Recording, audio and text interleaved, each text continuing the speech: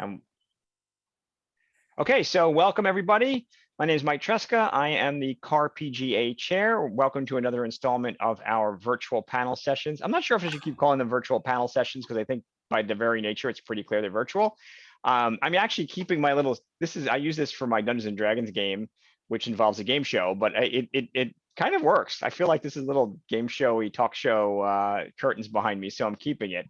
We'll do a couple of housekeeping, and then we'll shift to our guest, who I can't wait to speak to, Tim Hutchings, because I've known him for a while, but I love speaking to him, and he's just a very interesting person in general. So I can't wait to talk to him. But some of our general housekeeping. One is we got a new member signed up.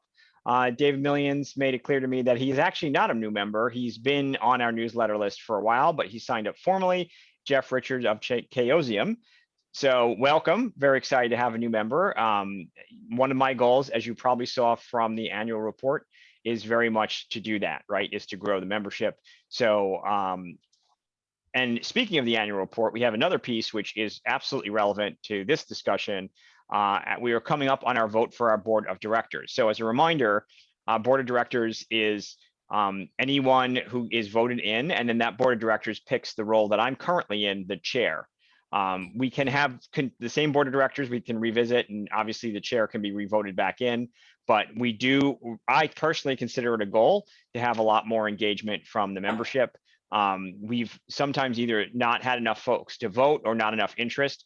So at the minimum, we'd love to see more. And we already have one new person who would like to be a board member, which I think is fantastic. So I think we're on the right path. So what will come next is you will see a link to vote, where you have the opportunity to vote for the board members and basically put your input, and then the board members will vote the chair. And hopefully in the next 1 or 2 months, because we'll probably give voting some time, we'll be able to report that out. And I look forward to hearing your feedback, because the CAR-PGA is only as good as our members engage with it. The worst thing that can happen is nobody votes. That means nobody's paying attention. So we hope that we hear more. Okay. And that aside, it's time to talk to my friend, Tim Hutchings. Tim, am I saying your name right, your last name right? Yeah, okay. That's fine. It's important for me to say it. I appreciate you putting your pronouns on there as well. So thank you for doing that. Let's see if I think I spotlight to everyone. There you go. So we've known each other way back at Icon. Is that it? I think that's how it started. Wow. And I remember you telling me a terrifying story of a like an art experience where it was all pitch black and you couldn't see and you had to do by feel. And it was, I don't know if you remember telling me that story. You were like, is that an art thing, or was it a blackout haunted house in New York City? It must have been. It must have been a blackout haunted house thing. I don't remember the full context other than you were not okay. Yeah, there's in New York City, there's a blackout haunted house. That's what they're called. Blackout, that's their company, and the things they do are intense and amazing, and better than art, I think. So cool. Mm-hmm. Yeah, I thought it was creepy, but it was great to hear that. Yeah. I appreciate that. So Tim, obviously, I'm not going to do you justice, but I'll give you some info to the folks who aren't familiar with your work. I love 1,000-Year-Old Vampire. I'm a huge fan of that. I absolutely adore it. It changed my life, actually. I went on this journey with this vampire I ended up knowing very well. And you know about that because I've sent it to you. But you've got a fascinating background of the intersection of art and gaming. And I think bring a sort of a fascinating and unique perspective that maybe folks who come only on the game side don't appreciate. So thank you for coming. The way we normally start with these conversations is just to talk about how you got into gaming first, and then we can talk about art. Okay. Let me write something down. I'm keeping notes here and stuff I might want to say or remember. Totally. So I, like most people my age, I'm in my late 40s, played Dungeons and Dragons as a child, and my whole teenage years. Then I stopped, took a break, and then started playing again when I was done with college. And again, I loved role-playing games. Everything I played was very traditional then. And then I went to New York City and I started hanging around with people who were doing really interesting stuff with role-playing games. Nerd NYC was a group back then, and I was exposed to the Mountain Witch and Life with the Master and all these inspectors, which is still one of my favorite role-playing games. These real like fundamental proto story games that completely opened my mind to what games generally could do.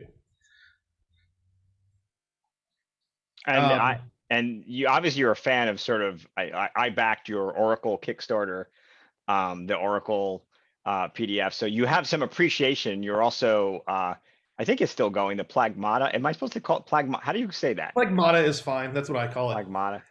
So the Plagmata project, the Play Generated Map and Document Archive, is a project I've been trying to sunset for years. We're never gonna let you do it. I want to bury it. And every time I pat the dirt around, something like some limb pops out, and then I have to start over. It's an archive. There's a point where the generation before me who played role-playing games, the people who are at late 70s, early 80s, who started playing as adults, were dying off. And I would go to conventions and I'd meet these people and they would say, oh, Stan died. It's so sad. His kids threw away all of our campaign notes from 30 years worth of playing. And then they'd cry. And I'm like, wow, this is terrible.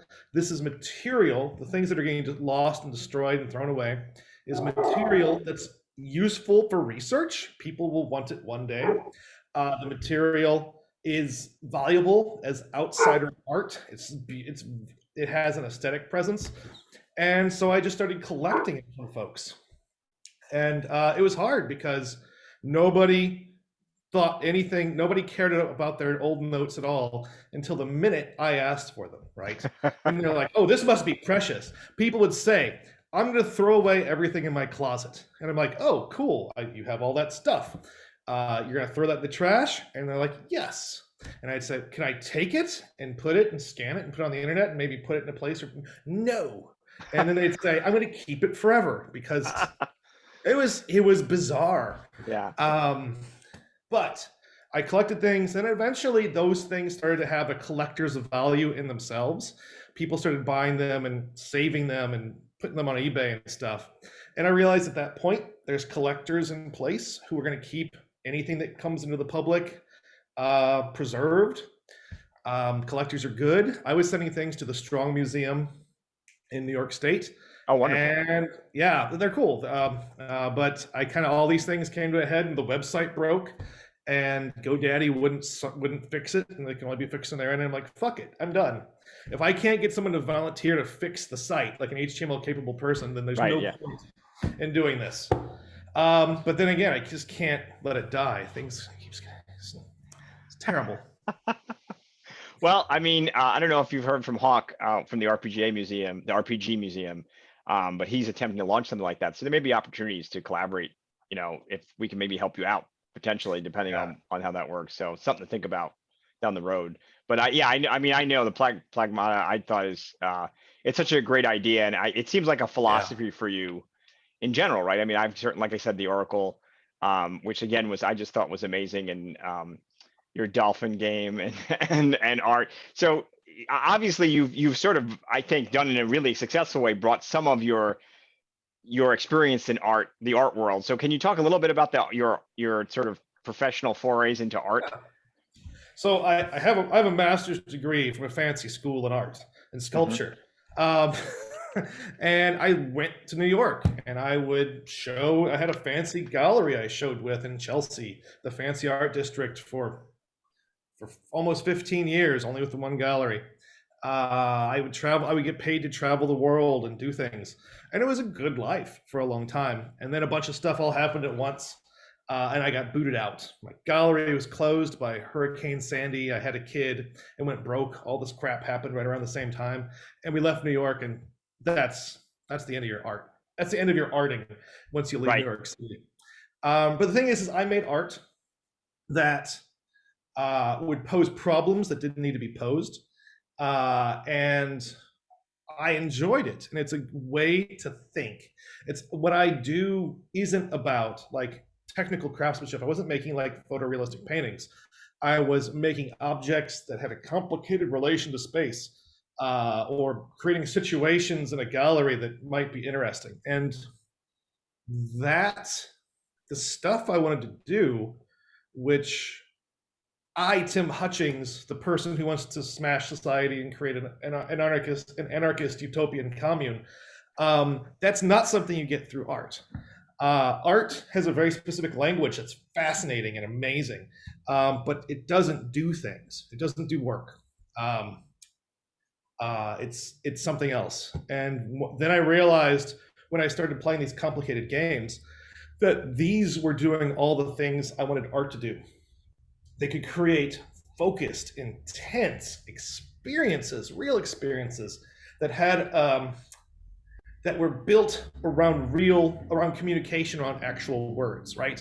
When I do things in a gallery, I may be taking cardboard boxes and stacking them up, and that's nothing to do with language at all, right? There's no, it's something else, and it's great, but it's not language. And to be able to do the sort of exploration I wanted to do, the social weirdness with words was super potent.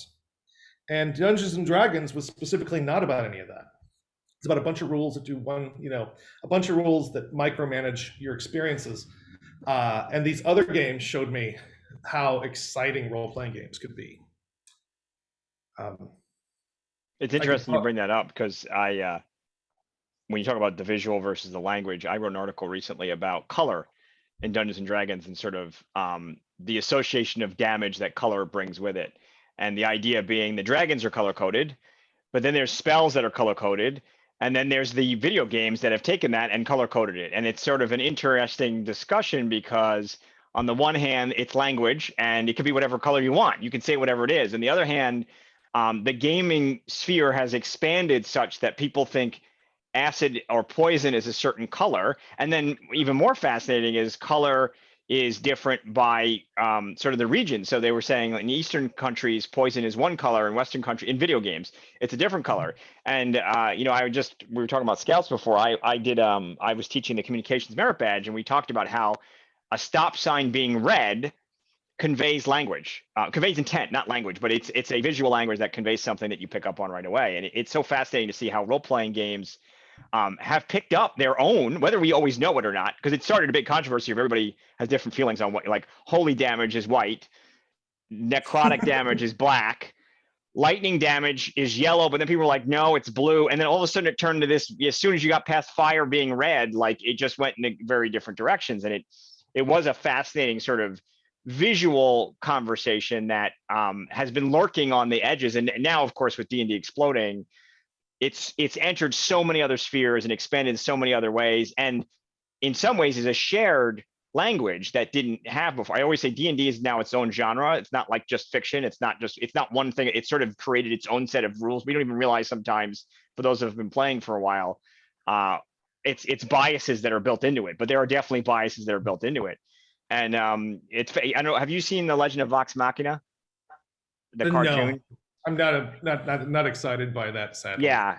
Well, actually, I think you probably like it, but it's on Amazon, and it is very much, obviously, first of all, it's a copy of a copy, so it's D&D played for streamers who then made a cartoon, right? Yeah. But what's fascinating about it is the D&D language inside it, where you can go, that's that spell, and then see it how it's converted visually. And again, it's certainly going to bias me when I think about it now, because certain things I may not have seen on screen before.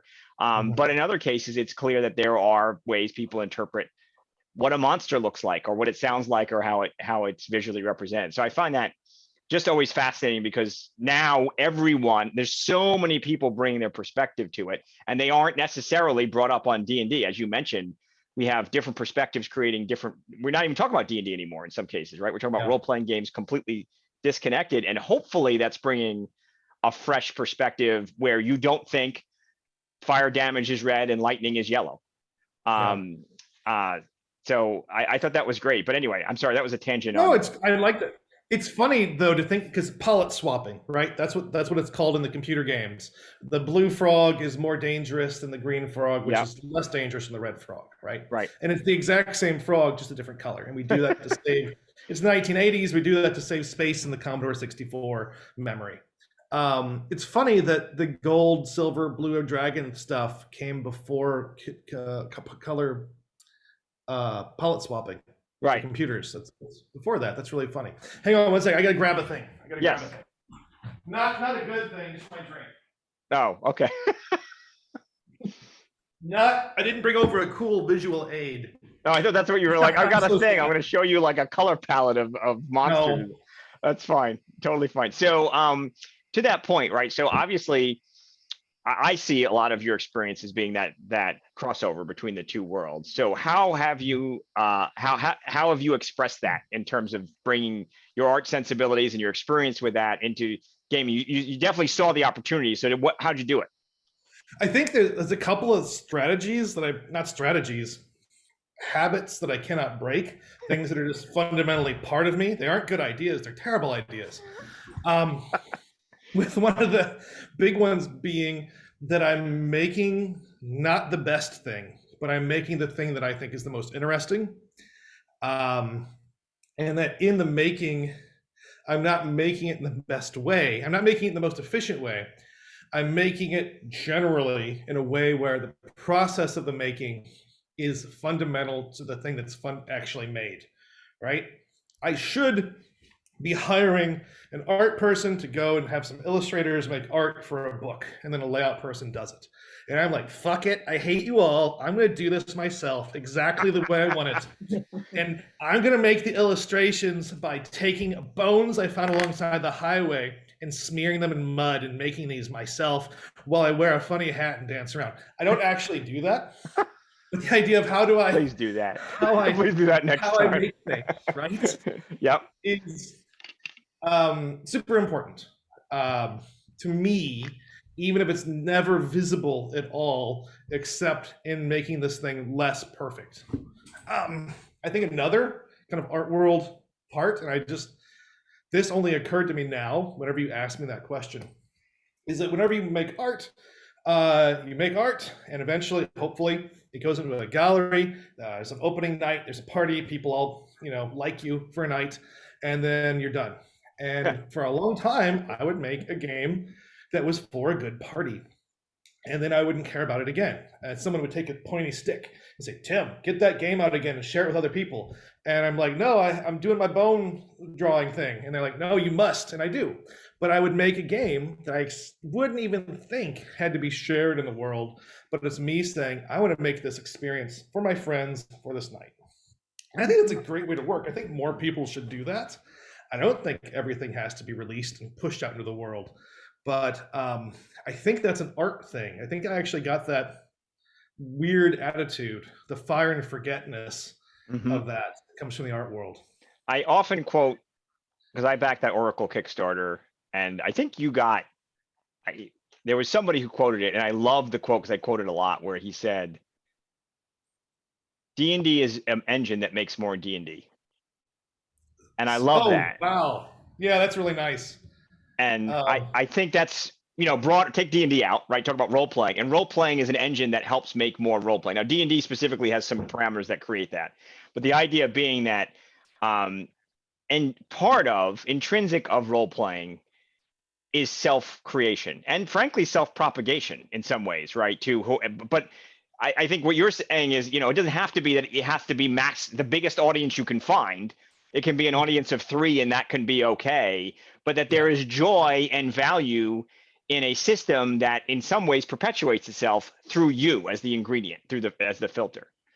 And I find that always affected me because I think game masters and the people who are doing a lot of the creation, they have to take. You hope they like to do it. I certainly like to do it. But part of it is the tinkering of that toy, right? It is playing with a tool that lets me make other tools that hopefully then allows, if you play it independent of me, you then play and with that tool a different way, not just by bringing yourself to it. That's how I would summarize 1,000-Year-Old Vampire, which to me, by its very nature, really embraces that co-creationism because it's really starting. You set up a tool. So tell us about 1,000-Year-Old before I start just lauding it up and down all over the place because I love it so much. Tell us about how you got there and sort of that process. First, I'm going to rebut what you said with a Yes. mangled Groucho Marx quote, which is, "I wouldn't want to use any filter that would let me pass through it." Okay. His club. I don't want to be a member of any club that would have me as a member. Right. Um, yeah. A Thousand-Year-Old Vampire Yes. is a game I made for friends, and it accidentally happened to line up in every possible way with what people wanted to spend money on in the world. And I'm like, this is an accident, people. You should stop. But it's a good game. It's a really good game, and I'm very proud of it. And everything in me wants to dissemble and make fun of myself. But again, I didn't set out to make a game that would be popular. I set out to make a game that did specific things that I wanted to do, and then to share it with a small group of people. And that's the Thousand-Year-Old Vampire. When I did the Kickstarter for it, I barely made enough money to pay for it, right? If I hadn't been done everything myself, I did everything on the game. It wouldn't have worked for most people. It wouldn't have been able to fund itself. But I'm going to sum the game up really quick because some people don't know it. Who Yep. might watch this. Yes. And it's a solo game in which you take a vampire protagonist and you follow them from some point in the distant past through hundreds and possibly hundreds and hundreds of years of their life. And you do this by navigating through a book, page by page, moving a certain number of random pages back and forth, and writing responses to prompts that fill in aspects of your vampire's life. And I wrote it. Part of my goal was to have there be your character, your protagonist in the game, be out of your control. I thought that was a really interesting kind of design challenge, because one of the things I absolutely blew my mind within the story game community is, oh, hey, you can play games to lose and have an amazing time. If I play Dungeons and Dragons and I play to lose, then I'm penalized because I have less control over the world and I get fewer actions or whatever. But whenever I play other games, encourage it. And so I wanted to make a game where the character did terrible things that you had no control over. And you watched them like a little automaton run around and horrify you. And I loved that. And it worked out pretty well, I think. There's a lot of Tim in that book. There's a lot of Tim in that, I would say. Show me. Tell me a part of it that's Tim. I'm very curious now. You mentioned being in the 40s, right? So I'm in the same boat, and I think it's a meditation on aging and dealing with people. We're in this generation where you got your parents aging. You cannot avoid the aging in that game, and you cannot avoid the negative consequences of memory loss and losing people in that game. Yeah, I get emotional talking about it. Like Tim. So what's so fascinating is it seems freeform, but there are very specific ways in which it's going to force a narrative that has an outcome that is all too familiar to us. And I think where the age you engage it with and your personal experience probably changes how it affects you too. That's my opinion. Because there's a memory mechanic in the game. Every time you respond to a prompt, you add a line to a memory group. And eventually you run out of space for memories. So you have to wipe one clean and forget a bunch of things and then keep going.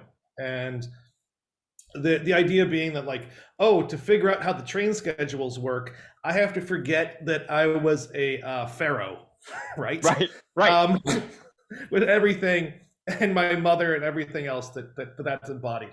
And it hurts because it's not just the character, but it's you, the player, did labor to write things down and to make a story, and now that's going away, and that's great. Oh, I love it. Yeah, and I think that, again, like, the way that art helps me think about these things is I become very aware of, like, what is the labor of writing things down and of making creative acts, and then how to transgress, how to do wicked deeds for aesthetic value. So to say, hey, fucker, now you have to go back and destroy that. Forget it. It's gone. Right. That's great. Is it okay if I curse? Should I not be doing that? Well, it's too late now. No, Well, no, yeah, it's but totally fine. I I'm can not play gonna it bleep now. you. No, no, please. This is on the internet, so it's totally fine. Yeah. I will say too, what's fascinating too is it created horror, but horror in a very personal sort of gothic way where again, it talks about the horror of loss. It's not a horror of like, oh, there was gore or there was a shock. There's sometimes shock because some of these characters can potentially the other connections you have in life disappear in your unlife. But they're also some of them just fade away, which I Yeah. think is an adult. When you become an adult and you talk about moving and all this stuff that we were talking about earlier, like you feel this stuff.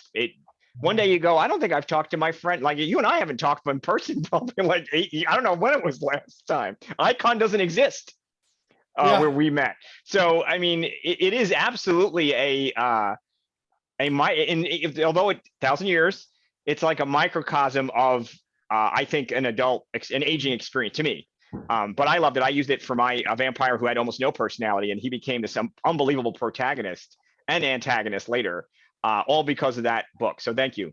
That's my personal. I just want to tell you how much I enjoyed it. So I really appreciate you doing that. I'm a big fan of yours, Tim. If you haven't noticed. You said a neat thing. The thing that stuck with me, where you're saying like the age of us, the players, affect the way we engage with that game. And I teach, and one of my students came up and said, "Look, I have your book," and I'm like, "Oh fuck, I don't want you to have that book. Don't read that book. That book is on the forbidden list. It is too awful." And then I said, "Well, tell me about playing it." And I listened, and I'm like, "Oh, cool. You don't have enough awfulness in your life to properly engage with the text. Thank goodness, Yes. person who I have to have a mentoring relationship with." But Yep. yeah, I tell people like that's a really interesting. I often when people say I'm buying this for my child, I'll say, "Whoa, okay, hang on, person on the internet." Is your kid like 25? I Right. mean, 18 is the absolute minimum. But I seriously recommend like 25 is the amount. Yeah. Well, and people engage with art is art at different stages in different ways. So you can come back to it and have a totally different experience. I mean, you could have a Yes. very superficial relationship with the vampire and not sort of feel it, and then you absolutely can come back to that, do it again 10 years later, and feel very differently. So to me, it's not. And again, it's all self-generated. The book is just prompting. Yeah. It's not. There really isn't a lot of like gotcha moments. It's just the inevitable march of time and memory and connections and the loss of all of them. So, if you're younger, God bless, you don't have to worry about that yet, but you will.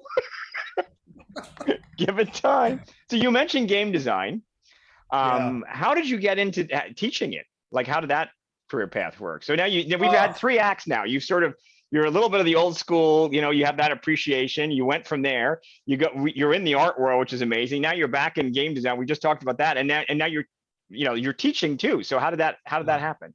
I was asked to apply to teach at Bradley University Mhm. in Illinois, and it's one of the top 10 game design schools in the world, according to the Princeton Review, for whatever that's worth.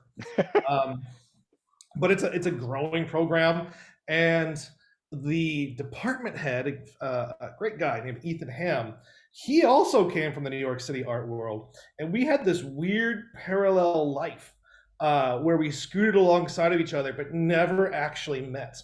We actually taught at the same place briefly, but never met. We were in some same art shows, all this stuff, and then he started making games seriously, digital games, and for some reason he asked me to apply. And I think this is partially because I was being a public maker, right? Mhm. And talking about what I'm doing. And because one thing that's part of it is I have a terminal degree that counts as a terminal degree within that field, which I'm sure had helped Mhm. from a fancy school, which is stupid. That's not the reason you should do it, but it helps with like bureaucratic stuff. Yep. And I before then I'd been teaching art for a while, art and design. And one of the wild things about teaching is that you teach it because you have some command of it, right? And that's generally what happens with professional kind of subjects like art or game design or computer programming, whatever. But to actually teach it is a whole other thing. I learned so much. And like when I was teaching art stuff, I had to actually go back in and learn proper like command, develop a proper command of design, which is Mhm. something I just completely. I don't want to know color theory. I had to learn all that stuff, and Right. now it's infected everything I make. I can't shake it. For the better, for sure. But so as a game design teacher, I teach an introductory game design one class. Well, actually, no, I'll do it in order now because it's changed.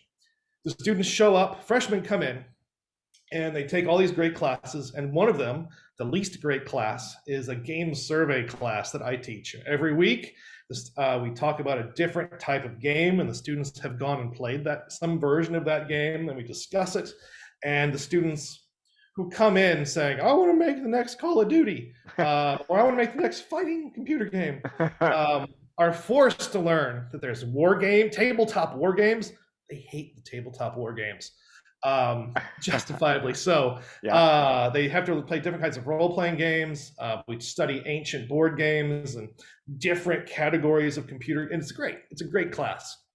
And that's something I went to New York University and they showed me their class, and I'm like, well, I'm just going to take this home with me and put it in the Bradley curriculum. I teach a game design one class where you make things, really quick games that are tabletop games or role-playing games, not computer games. And then I teach a philosophy class geared toward game designers. Oh, fantastic. Ridiculous. And so I'm like, what do game designers need to know about how philosophy and culture works? And that's what I kind of teach them. That's fascinating.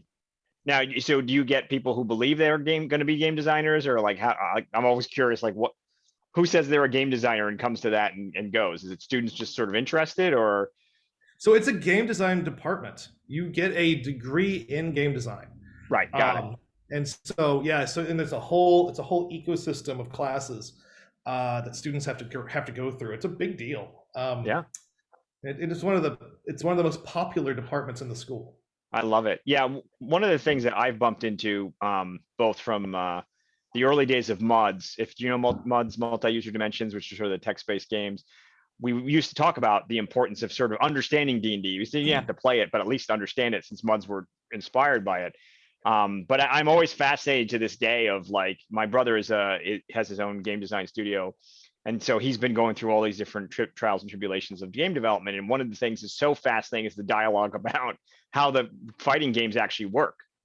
And you're like, so you guys have point system, right? Like, yeah. And like a lot of times that's like the last thing, is how it works. It's like, well, we got the graphics, and you're always like, well, okay, but is there sort of this basis of a system that's going to make sense so that we can engage, or, and then it's like, well, the speed the guy punches at has to match up with the damage so does it look like a hard hit? Okay, we got that. So then what's the rule? I'm always like, well, what's the rules? How does the rule?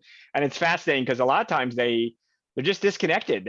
For better or worse, it feels like the game theory is not nearly as integrated into that culture, video game design culture. So it's fantastic you're doing that.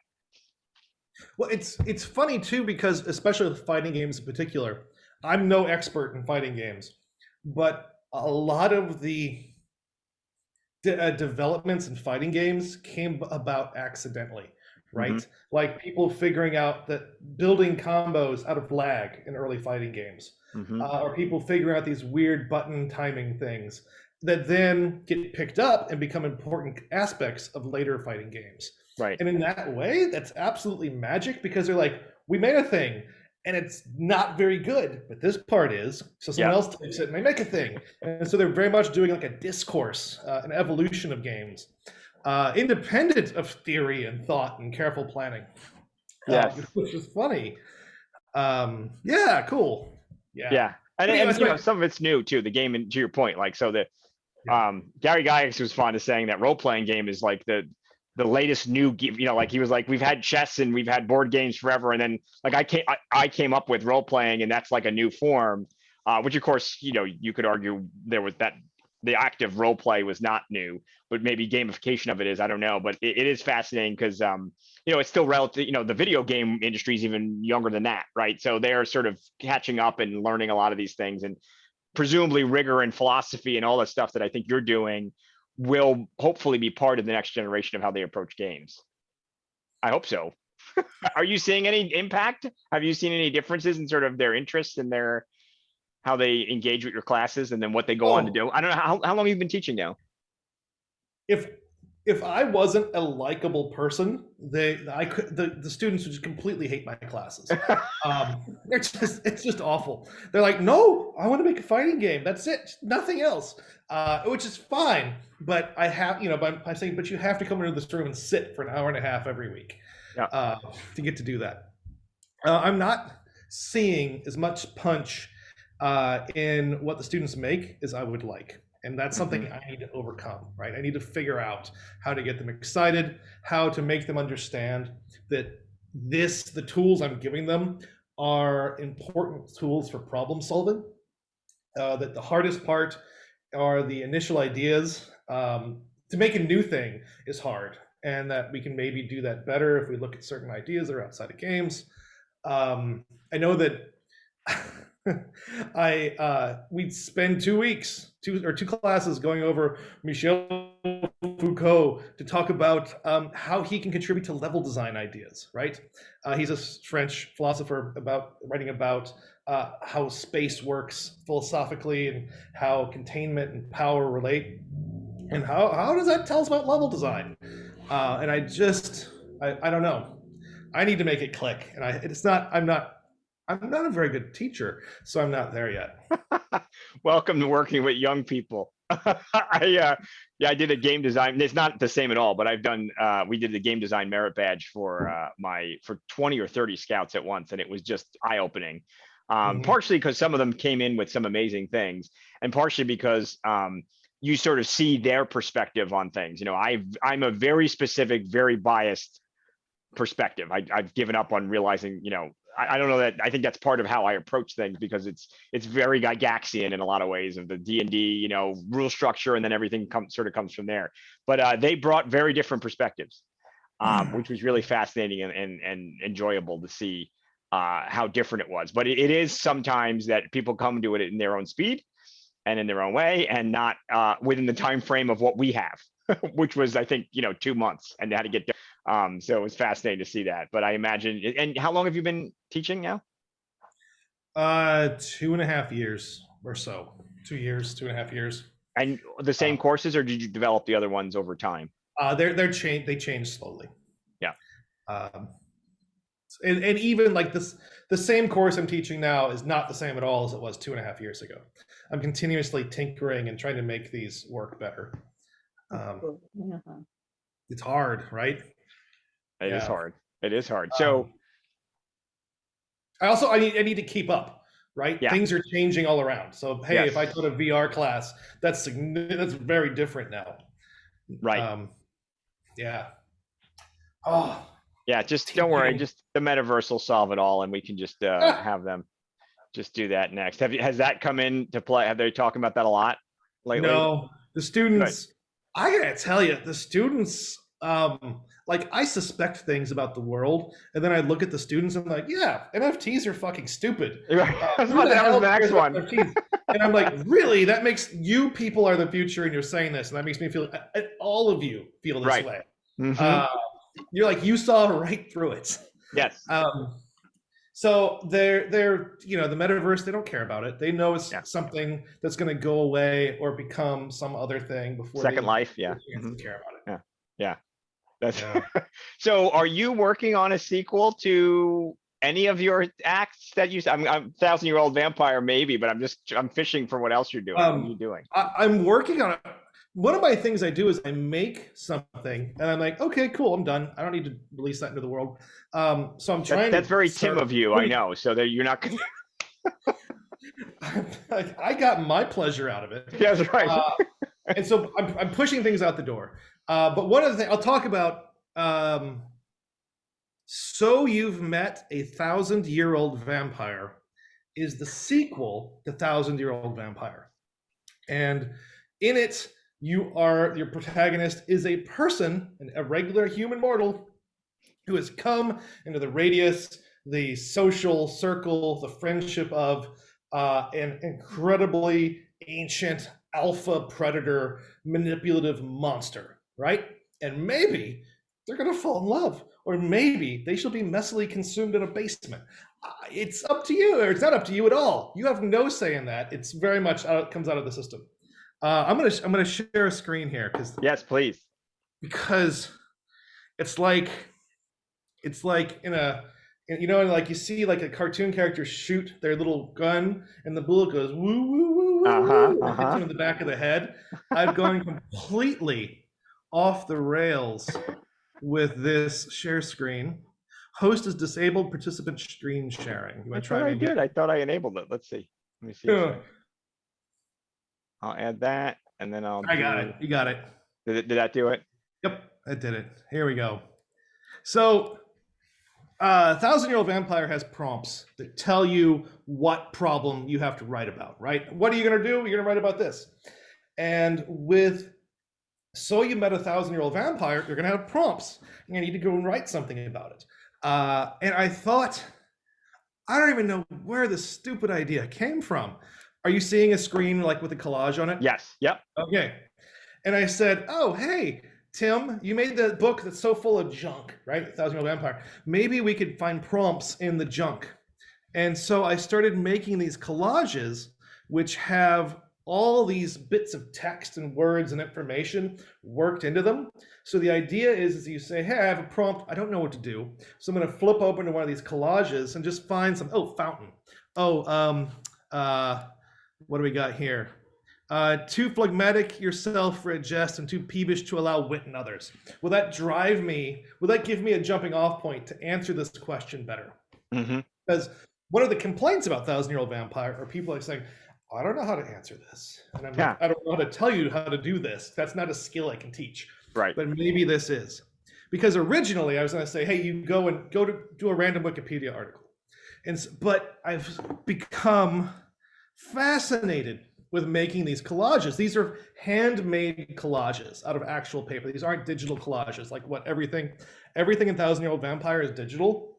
Mm-hmm. Everything in So You've Met a Thousand Year Old Vampire will not be. It will all be analog with maybe with the game text laid on top. And I've made over 150 of these collages, and I don't know how to stop making them. They put me in a zone of pleasure, which I'm unaccustomed to. I'm not used to being a happy person, but making these makes me happy. And 150 collages means 300 pages of text if I use them all, because they're spreads. But so with Thousand Year Old Vampire, or So You've Met a Thousand Year Old Vampire game, the big mechanic is that they're one of my favorite mechanics in it, because it's different than Thousand Year Old Vampire in a lot of ways, is that you'll have a die that's hidden out of sight. You've rolled it, but you can't see what the result is. And at certain points, you'll be prompted to reveal that die, and if it matches, if it's above a certain number, then the game ends, basically. The vampire chooses to consume you, or you enter an end game kind of thing to resolve it. And when I playtest this, seeing the cup sitting right there, the little vampire, or the little coffin I bought, is just absolutely dreadful. And I realized there's a mechanic which doesn't make any sense at all game design wise, but to be able to pick up that thing and be able to re-roll it just by shaking it and putting it back down, I've changed one random number for another totally random number I don't know. Feels good, and it's the most irrational thing. But with the game, you can play this game and write a protagonist, a normal mortal, who doesn't know the vampire is a vampire. And I've written these stories where potential victims are around this dangerous thing and don't know it. And it's gotten me so distraught, so keyed up. It's like watching, terrifying. Not terrifying, it's disturbing. And it's great. I'm so excited about this game. I love it. Um, and the thing is I didn't want to write a sequel to Thousand Year Old Vampire. That's exactly not what I wanted to do. I could have I could have done another book with 150 more prompts, and I could have sold it to lots of people. But that's not my interest. I'm not doing cash grabby stuff. I want to everything. If I do it, it has to be useful and important. So, yeah, look at all these collages. I love it. This is amazing. And so as I said before, Yeah. when did you come up with the idea For what? for the sequel? Like, what, recently, Um, or how long? it clicked over COVID times. Yeah. I just didn't even. I wasn't even thinking about it. In fact, I think. Let me see if I can get this other thing up. Are you seeing a white? Oh no, you're not seeing a white screen. Oh no, No, what we're did I seeing do? every form of assistance. Colonel J.P. Sanford, I think. All right, That's what we're saying. hold on. Let me do this again. I actually think I started working on another. I made a joke on the internet, as one does. Oh crumbs! Why No, is it's it not? back. Oh, dude. Are you trying to share a different screen? Is that I'm what? trying to share a different screen. I don't know why it's not working. Huh. Oh, 'cause it's showing me a different thing. Okay. Yeah, now I see Now it. Yeah. Hmm. you're seeing like a white screen with stuff Yeah. in the upper right. I made a joke called Thousand Year Old Campfire, and it completely fired my brains about the idea of a continuous use campsite. And I worked hard on this for a while. And it's a game where can you see my mouse pointer? Yeah. Hmm. You build up strata in a cave. Uh-huh. And you do that, like you have this thing here, and you're filling this up, and you're progressing along these numbers. We're And seeing, it says this morning I found, it's a box. Is that what you're showing? Because I feel like the mouse is oh not matching shit! up. Oh well, Yeah, hell, that's different. that's totally not what I was trying to show you. I'm not. Zoom isn't showing me. Okay, I'll talk about the this morning I found game. Fuck it. I don't want to talk about that game. Anyways, why is this so hard? I chose the Shouldn't right be. one. I'll say something while you're doing that, though. I do think that it's interesting because if Thousand Year Old Vampire is about aging, now there we see it. I do wonder how much Till You've Met a Thousand Year Old Vampire is about youth and worrying about kids, Oh, that's especially interesting. the new game designers you're coming into, because it is very much you don't even know the dangerous things you blundered by and hopefully didn't eat you. But fascinating. Anyway, sorry, go ahead. So you're Oh, showing us this.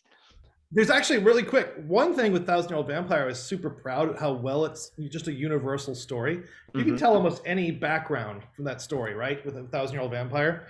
And the collages, though, for this other one become super specific, and the Right. rule for what I'm allowed to use as a collage item. I only use things that have been abandoned, people who've been forgotten, old photographs that no one knows who they are, books from the dollar bin. I have very specific rules on what I'm allowed to use. Hmm. And again, I make problems for myself because that's important to me. But anyways, this Thousand Year Old Campfire game, you roll dice, have little things, you build up layers of strata. When you roll a die, you'll be sent to one of these charts, Uh-huh. flow chart. And I'm so happy with these. Let's go to an earlier one.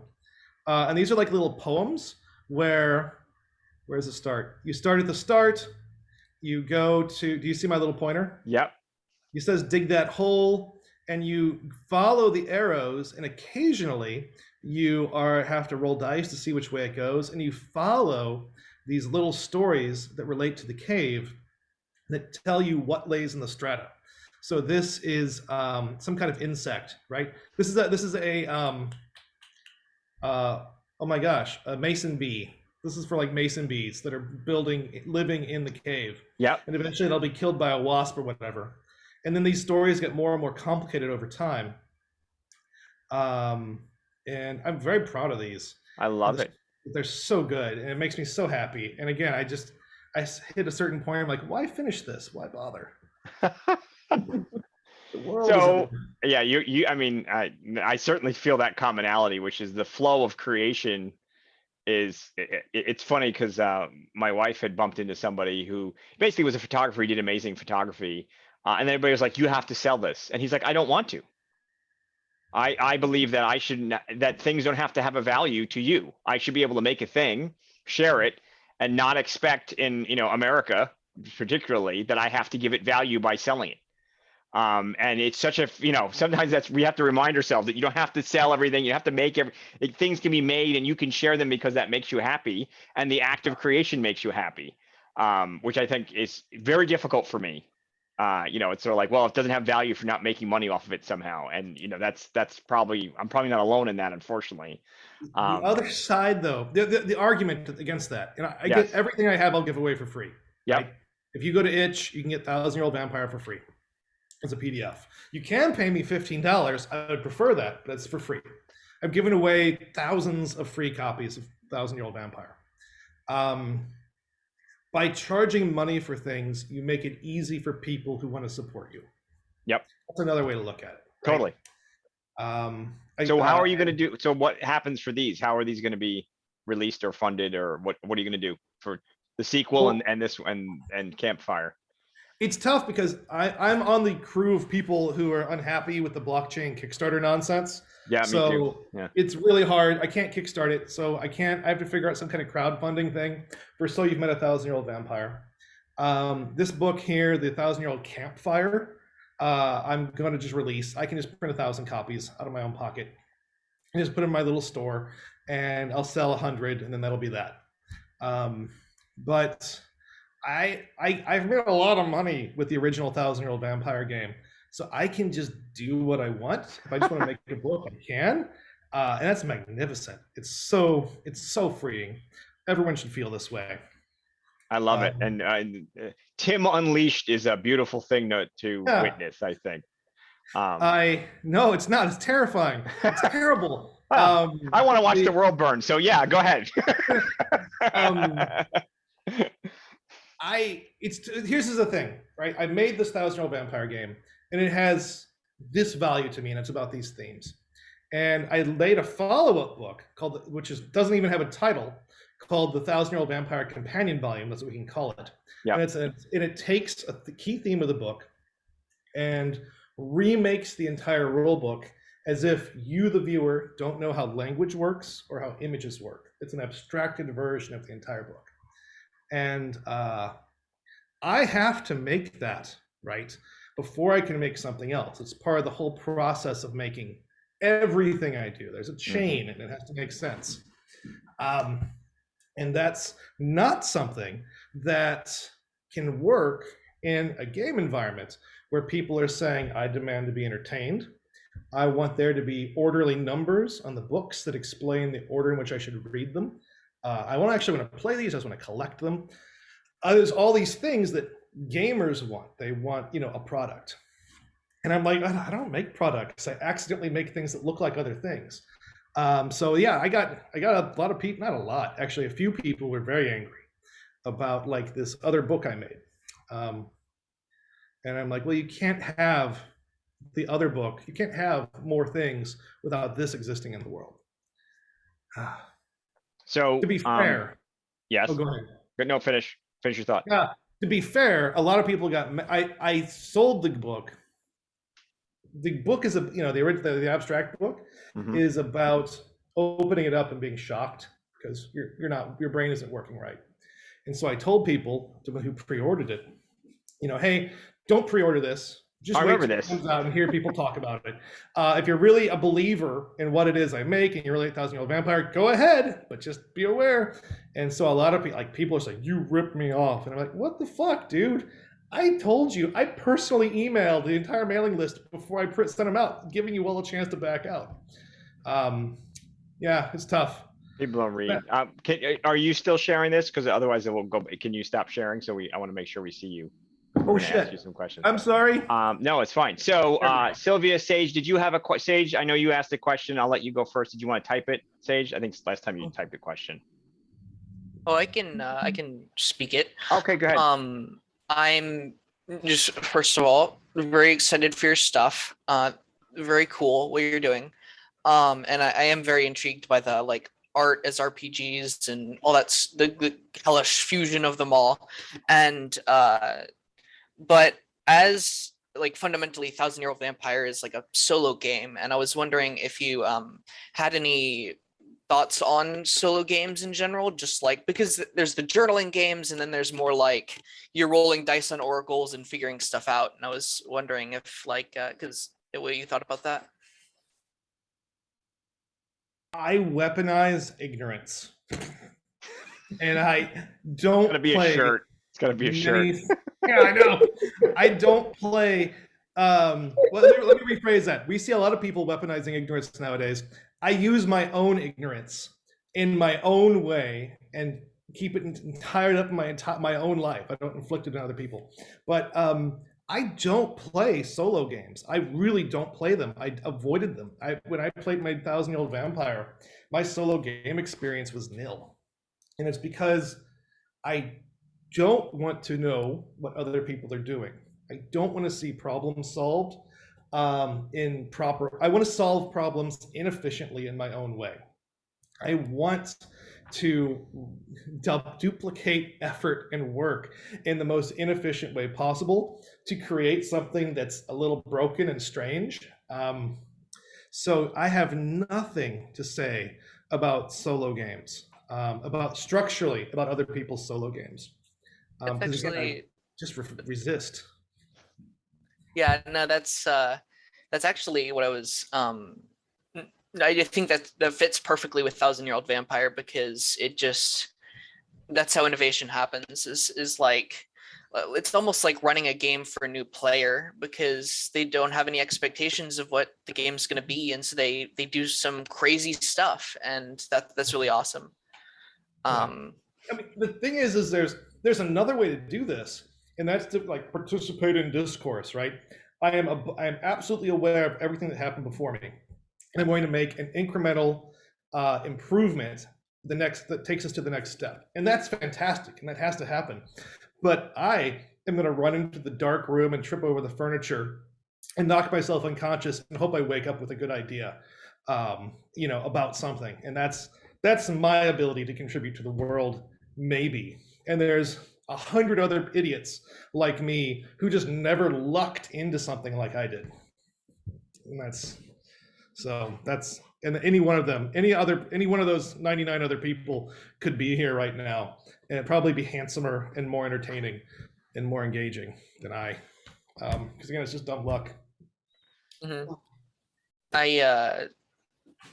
I'm if you've heard of Zine Month, which is just, it's kind of like it's just a different equivalent of the Zine Quest, but I'm doing something for it, and I'm itch funding, and I thought that was that's worked out really well. Since you have your own website, you could put out that you're itch funding a thing, because the main thing is about itch funding is that it's kind of hard to advertise for. But if you said you made plenty of money off of 1,000-Year-Old Vampire, but that is something that has worked very well for me in my project Discordantopia. Cool. I have an itch page, and I like itch. I think it's super awesome. I wish itch did some things better. It kills me. The Kickstarter nonsense just murders me, and the things that went wrong that wound up with the death of the Zine Fest thing on Kickstarter. That's just Zine Quest, yeah. Zine Quest. Thank you. I drew a blank on the name. It just murders me that's because that stuff was so good and so perfect.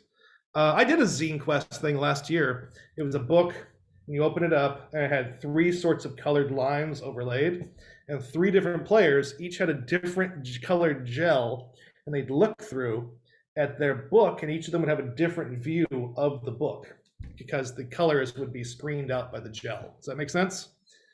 And it was an autobiographical kind of storytelling game. And which, as far as I know, it's only ever been played once by the people that I used to make games for. As like, here's our little private party, and they actually played the game that I released into the world. It is cool, though. I think that just people really do need to make stuff for themselves first and foremost, or their friends, before putting stuff out, because it's the best ideas are just things that you put out to yourself, really. And I they're also like, oh think, wait, this is a good idea. I think people also need to make things faster and sloppier. And that is the aspect of the word zine that I fear gets lost in the zine quest world. People are making very polished little zines. And that I think is against the zine ethos, which I grew up with as a Midwestern punk rock guy, making zines at the Kinko's, copies at 2 a.m. out of tape and mess.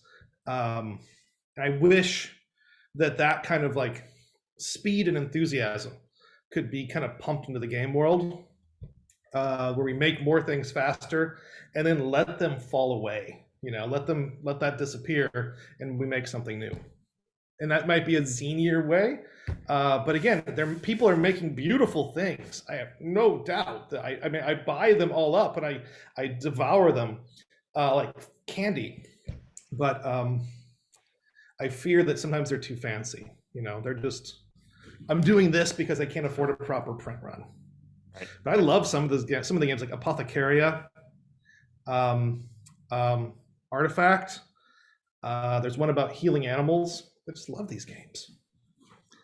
Zine Quest. That's great. Thank you for your question, Sage. I appreciate it. Sylvie, did you have a question? It's fine if you don't, but No, I am delighted with the Tim is a delight, isn't he? fantastic. So Tim, we're just about out of time. I always try to be respectful of Okay. time. We could go for 4 hours. You and I could just talk for hours, but Yeah. where can we find you, and what's next in the short term? I think we sort of touched on it, but where can we find you online? Is there anywhere specific?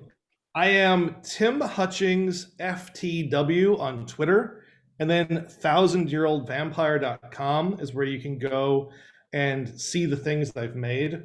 I'm trying to figure out how to use a mailing list to kind of communicate what I'm doing. And the next big thing, 2 big things I'm doing. My next big things are I'm going to release a game called Apollo 47, which is a print-on-demand book, this thick, giant book. And I'm super excited. It's a game I love, and I'm excited to get it out.